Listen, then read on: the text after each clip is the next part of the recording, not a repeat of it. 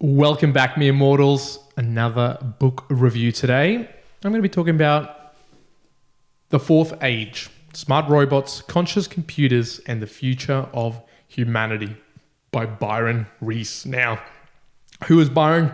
Really quickly, he's the CEO and publisher of a technology research company called GigaOM. So he's probably a good person to be talking about AI and computers and everything else.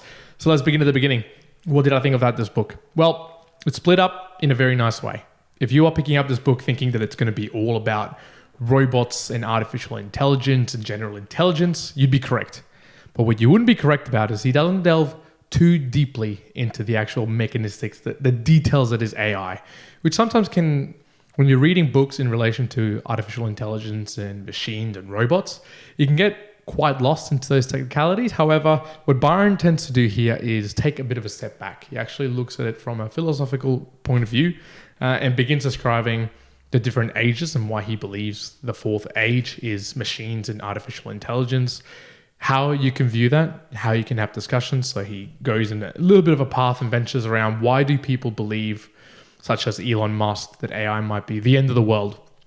However, you might be able to have some other individuals who are just as smart, who believe it's totally nothing wrong. So a couple of examples from the book, just to delve right in, is some of the individuals who are working in AI at the moment, sort of the top of their league, top of the AI game. They don't believe things are an issue. So how does that differentiation come about? So taking it back, Byron breaks it down into the ages. Now, reading straight from the book, he believes that the three times in history that we have seen these changes in humanity. One was 100,000 years ago when we harnessed fire. Then that led to language 10,000 years ago. And the third, which is 5,000 years ago, was agriculture. Now, obviously, there's been many inventions since then, but he classifies them, Byron, as changes that affected the entire civilization in a particular way that then was third order and fourth order changes that affected the whole world around us. So he believes that this fourth age, and look, while I was reading this book, I also got that belief where AI and machines can be harnessed in such a way that it'll completely revolutionize the way that we interact with the world at large and with other individuals. A couple of the other topics. So once Byron sets that up in the book and goes through the particular ages and the fourth age that's about to come, he takes a bit of a step back and actually looks at, okay, what are the main philosophical questions that you could be looking at, that you can think about, that'll help you understand where you will see how AI and machines will impact our lives. Because you can have two very different viewpoints. You can have the one where machines are going to take over. AI is able to essentially replicate what humans can and go beyond. Or you can have a different viewpoint. You can have the view of there's something within us. There's a key piece that makes us humans. The machines will never be able to get. So I want to tackle those three questions because I think he sets it up well for the rest of the book. The first one being, what is the composition of the universe? This helps individuals think about, is the universe down to the atomic level? Is it just purely about the particles and the physics?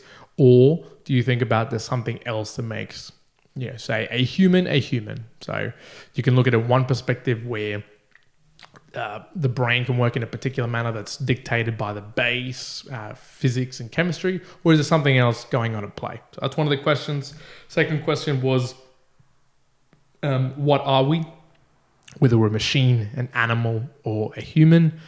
Now, at first sight, it's a bit of an interesting question. You might all think, okay, it's definitely humans. But you never know. There's quite a few points, and Byron tends to do this quite well in the book. He tends to explain with really specific details and examples of how an individual might think this way, how they might think, okay, a human is a machine, and thinking it down to, well, you could break down a human into parts by parts, all the way down to their chemical compounds and the atoms. And then if you're able to bring that all together, then you'd have this human, which is just a broken down machine of sorts. Then obviously discusses why it would be treated as an animal and again, as a human. And then the third question is, what is your self? What is the self? So these quite broad philosophical questions helps to set up an ideal way at the start of the book on what is your viewpoint. And then what Byron decides to do is go through a bit of a myriad of information. Now it starts delving into artificial intelligence, to general artificial intelligence, where he doesn't try and bring too much his own views, but in a sense, he does. So the way that you might read this book, The Fourth Age, there's bits and pieces still. He'll try and give examples of the pros and cons for each side. But you can feel that he's slowly aligning you to a particular way. And I don't believe that it was his intent. It was more just how it came across when you were actually reading the book. A couple of really cool takeaways that I actually picked up from it as well. I guess a really cool fact was one of the examples around can you actually imagine the brain, right? Massive complexity to it. Can you actually go and emulate it in a computer? And he goes on to explain that, as of right now, they're just trying to simulate a nematode's brain, which is 302 nucleus, I think it is, in the brain.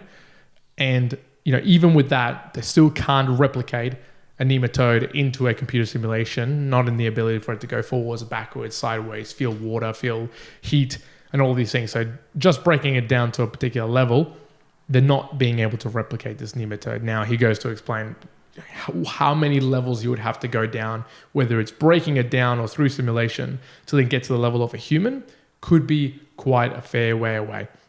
My only biggest takeaways for myself was the book got a little bit lost in... It first set itself up with those philosophical questions and then started venturing into the possibilities of AI and what it would ultimately mean. I would have liked to see more connection back to those three primal questions throughout it.